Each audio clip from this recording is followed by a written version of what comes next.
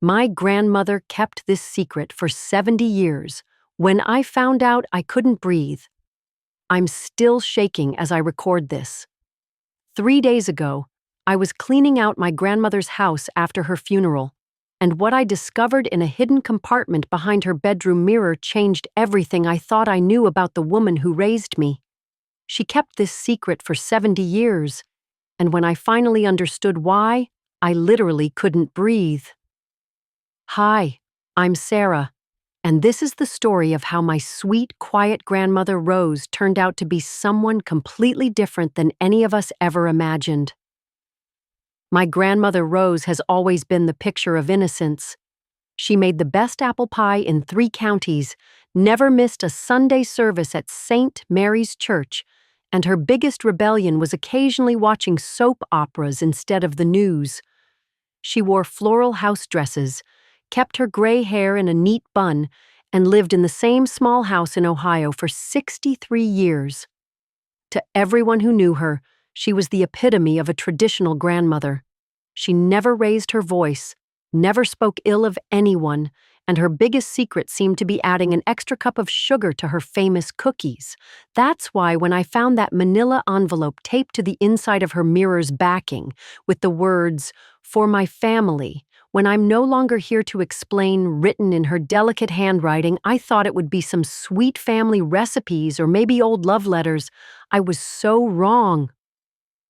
Inside that envelope was a letter that began, "My darling family, if you're reading this, then I'm finally free to tell you who I really am. My name is not Rose Henderson, it never was. I had to sit down on her bed because my legs literally gave out." According to the letter, my grandmother's real name was Rosa Volkov, and she was born in 1934 in a small village outside Kiev, Ukraine, not in Ohio like we'd always believed. But that wasn't even the shocking part. The shocking part was what happened when she was just 15 years old. In 1949, Rosa discovered that her older brother Dmitry was working as an informant for the Soviet secret police, betraying neighbors Ors who were trying to escape to the West. The letter described how she followed him one night and watched from hiding as he handed over information that led to the arrest of a family with 3 young children. "I watched them drag the children from their beds," she wrote. Little Anna was only 6 years old, crying for her mother.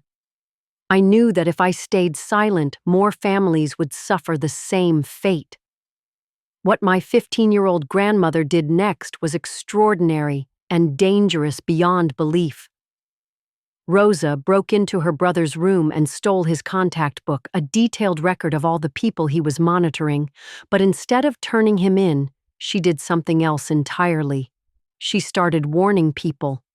For 8 months, this teenager used her brother's own intelligence network to secretly warn families about impending raids.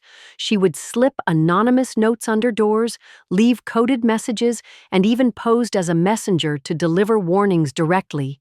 The documents in that envelope showed that Rosa helped 37 people escape successfully before her activities were discovered.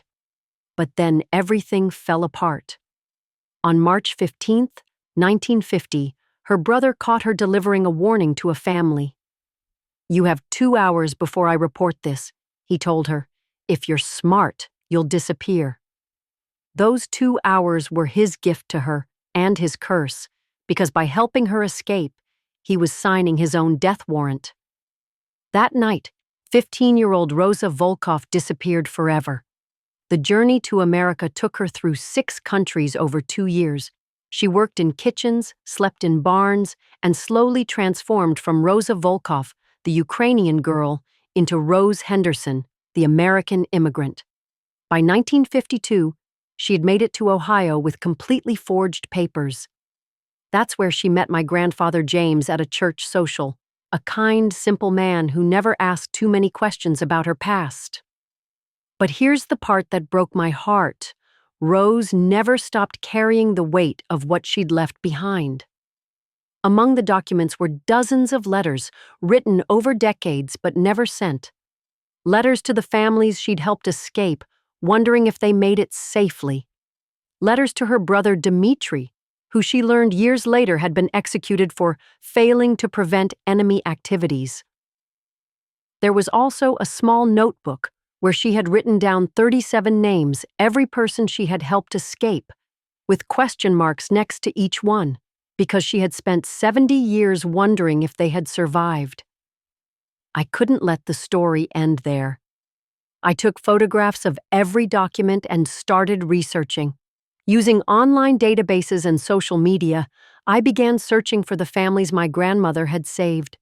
The first breakthrough came when I found a marriage record for Pavel and Elena Kozlov in Vienna, Austria. These were the people whose arrest Rosa had witnessed, which started her entire operation. Somehow, they had escaped. Through their records, I found their daughter Anna, the 6-year-old girl my grandmother had written about. Anna Kozlov was now Anna Muller, 80 years old and living in Seattle, Washington. When I called her and explained who I was, there was silence. Then Anna started crying. We always wondered who the angel was. Someone slipped a note under our door warning us about the raid. My parents talked about our guardian angel their entire lives. Anna connected me with other survivors, and what I discovered was extraordinary. These families had been looking for each other and sharing their stories for decades through something called the Underground Memorial Group, a private Facebook group for survivors trying to identify their rescuers.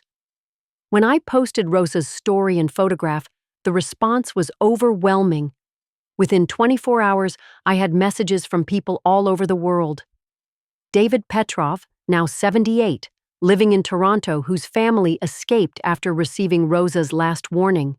Maria Santos in Melbourne, Australia, whose family got one of Rosa's first warnings.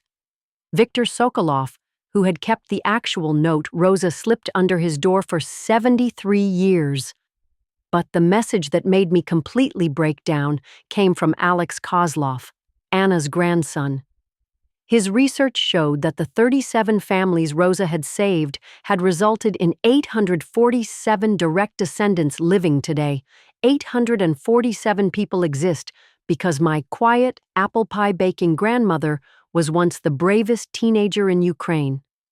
Then Anna told me something that stopped me cold. Sarah, every year on March 15th, the date we escaped, our entire family observes what we call Angel Day. We light a candle and say a prayer for the unknown person who saved us. We've been doing it for 73 years. March 15th. I grabbed my grandmother's calendar. There, on March 15th of every year, was a small cross, a tiny mark in the corner. She had been remembering the same day, every year, at the same time as the families she saved. The Underground Memorial Group is planning a ceremony in my grandmother's honor. Representatives from families all over the world are coming to Ohio to finally thank the woman who gave them everything. Anna Muller is flying in from Seattle, bringing the original note Rosa slipped under her family's door. Viktor Sokolov is coming from New York with his children and grandchildren. They're calling it Rosa's Reunion, and it's happening next month at St. Mary's Church, the same church where my grandmother quietly prayed for 70 years. I keep thinking about something Anna said. Your grandmother gave us tomorrow. She gave us all of our tomorrows. 847 tomorrows, doctors, teachers, engineers, artists, all living their lives because a 15-year-old girl decided some risks were worth taking. My grandmother kept her biggest secret for 70 years because she thought we wouldn't understand. She was right, it did change how I see her, but not in the way she feared. I don't see Rose Henderson, the quiet grandmother who made apple pies. I see Rosa Volkov, the teenage hero who risked everything to save people she barely knew. The secret my grandmother kept wasn't just about her past, it was about our future. All of our futures. If this story amazed you, please share it. And if you have elderly family members, ask them about their past. You might discover your quiet grandparent is actually a hero.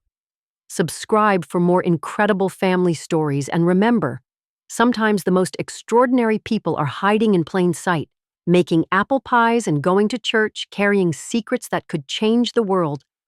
Grandma Rose, after 70 years of silence, your story can finally be told.